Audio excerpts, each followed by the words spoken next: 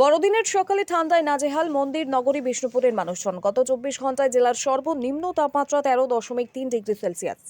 ঠান্ডায় কাঁপছে শহর। শীতের হাত থেকে বাঁচতে কখনো আগুনে হাত রেখে দেওয়া, কখনো বা গরম চায়ের ভারে চুমুক। এই ছবি শহর জুড়ে। কেউ কেউ আবার ঠান্ডাকে উপেক্ষা করেই বেরিয়েছে প্রাতঃভ্রমণে।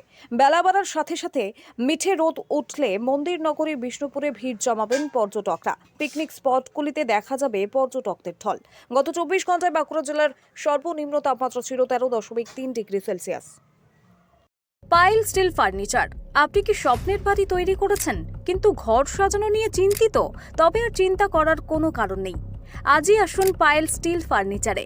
এখানে একই ছাদের নিচে পেয়ে যাবেন নিজস্ব কারখানায় তৈরি স্টিলের আলমারি, শোকেস, খাট, গদি, নিত্য নতুন বিভিন্ন ডিজাইনের সোফা, চেয়ার থেকে শুরু করে ঘর সাজানোর বিভিন্ন আসবাব।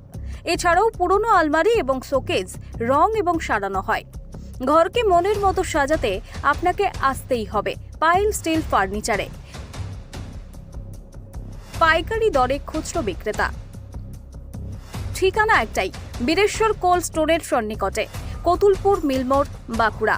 যোগাযোগ করুন আমাদের এই নাম্বারে 9733175018।